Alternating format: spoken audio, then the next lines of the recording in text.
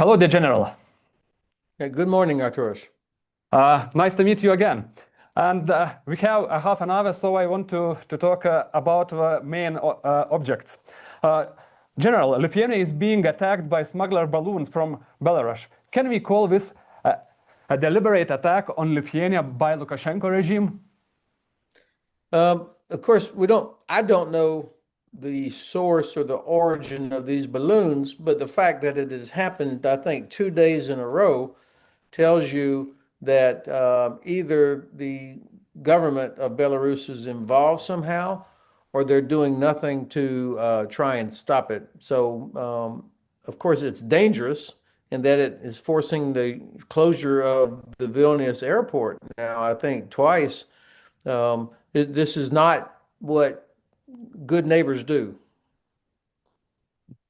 Okay. How do you assess Russia's provocation in Poland, Estonia, and Lithuania when Russian drones and fighter jets flew in? Yeah. So these are all deliberate operations. And I think we should not talk about them as if they're accidents or incursions or isolated events, but they are in fact part of a larger, I think, system of operations that are designed to destabilize us, to get people worried, to put pressure on their governments to stop supporting Ukraine. And it causes people to lose confidence in their own security. So the first step is for our elected officials to talk about these things as what they are. These are deliberate operations. And we should also acknowledge that Russia is at war with us, even if we wish it were not so. I mean, they do things that are dangerous, that are irresponsible, have economic impact. I mean, every time you have to shut down the Vilnius airport or Munich airport, that is economic impact. And so it's this constant series of things that are happening that are very dangerous when you take them all together. But I think you'll never fix it. You'll never stop Russia from doing this unless we use that language of they are at war with us. And then we have to inflict some sort of consequences on the Kremlin, economic or whatever. But, General, why NATO countries are not punishing Putin for this? Are they afraid of Russia, or do they not have the means to punish him? Well, certainly we have the means. What we're lacking so far is the will. And of course, I know it'll be difficult for smaller countries on their own to try to do this, which is why it's important that the nations work together. I was impressed back in January when President Stubb of Finland invited all of the leaders from each nation around the Baltic Sea to come to Helsinki to talk about what needs to be done. So these are all NATO countries, all EU countries working together. Should be able to do something to inflict consequences on Russia, whether we're talking about these illegal shadow fleet vessels carrying Russian oil, violations of airspace.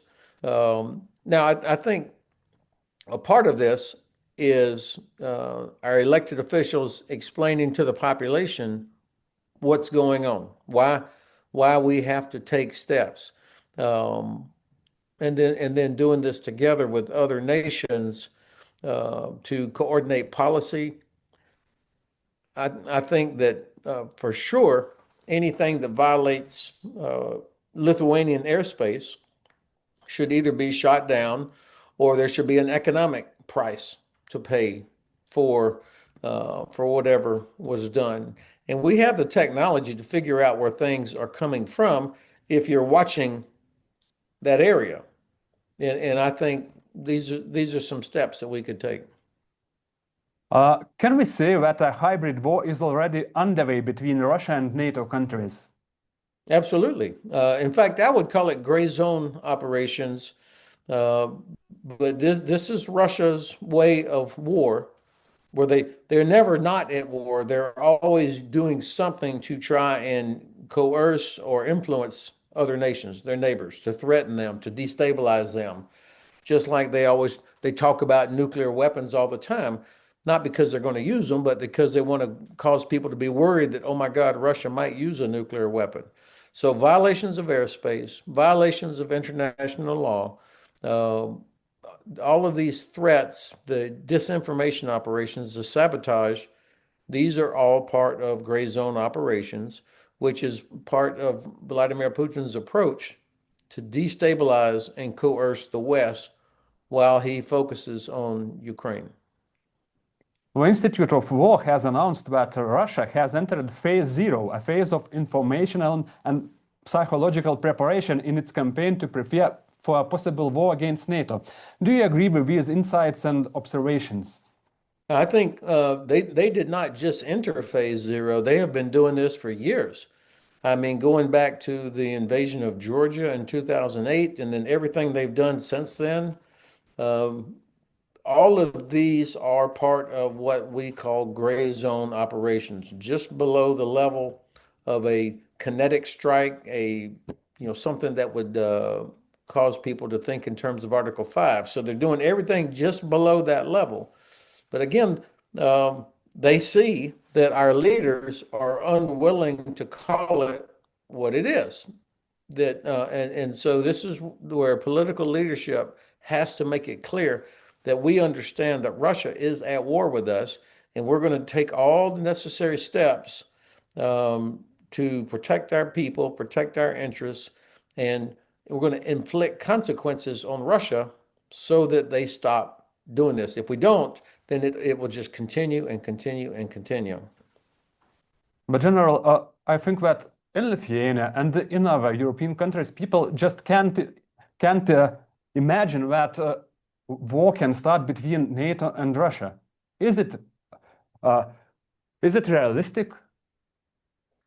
Well, the best way to prevent that war from happening is to demonstrate that we are prepared and to inflict consequences on the Kremlin, to punish them somehow every time they violate airspace or do some other illegal activity, every single time. And of course, I would not expect Lithuania to do that alone, or Estonia, or Latvia, or even Finland or Poland, but working together, there's a lot of things that you can do to inflict consequences on Russia and even on Belarus, whether it's closing border, no more visas, economic consequences that the Kremlin would complain about, but that they would respect. And I think right now they're pretty sure that most of our leaders are unwilling to say, Russia is at war with us. But if Russia starts a war with NATO countries, will the Baltic states be the first targets? Well, I would look at it differently. Of course, you have a border with Russia there in Kaliningrad and with Belarus, but the war has already started. That's what I'm trying to tell you. They have already started with all of these phase 0 activities below actual missiles and rockets, but they're constantly violating sovereignty of NATO nations. And so until people realize that this is happening, we are not going to act with the necessary amount of urgency to do what needs to be done. Now, there's nothing automatic about this becoming a kinetic war. In fact, the best way to prevent that is to demonstrate that we are not going to tolerate this. We're not going to allow any more Shadow Fleet vessels to go out through the Baltic Sea. We're not going to just sit there and complain when Russian Air Force flies through airspace. We're not going to just sit there and complain when they conduct cyber or sabotage or other attacks on our infrastructure. So I think that until you inflict some sort of consequences on them, they're going to keep doing this. They've made that clear for the last 20 years. But can other European countries that are further away from Russia feel safe? No, they shouldn't. I mean, Russia's, in modern warfare, the attacks are not like in 1939 or 1940 where they just crossed the border. It's happening throughout our area: sabotage, disinformation, cyber, illegal activities, threats against Svalbard Island, for example, threats against Gotland Island, Russia destroying infrastructure in the North Sea as well as in the Baltic Sea. So nobody should feel like they can't be touched because of the different tools that Russia uses. And again, I'm just going to keep saying this all morning, no matter how many times you ask me. Until you inflict consequences on them, they're going to keep doing this. Let's talk a little bit about Lithuania. How do you assess Lithuania's preparedness for war? Has anything changed for the better since you were in Lithuania last year? I think that Lithuanian military and Ministry of Defense leadership continues to work hard to improve readiness of the forces that you have, to grow the size of the capabilities that you have. And of course, you've got the German Bundeswehr with their brigade continues to grow. You've got Americans that are there. So in terms of ground forces, it feels like it continues to get better. I'm not sure yet, and I will be in Vilnius in a few weeks. I look forward to coming back. I'm not sure yet how much better prepared the population is for the possibility that they might have to, for 2 weeks or so before new ground forces would arrive from somewhere else.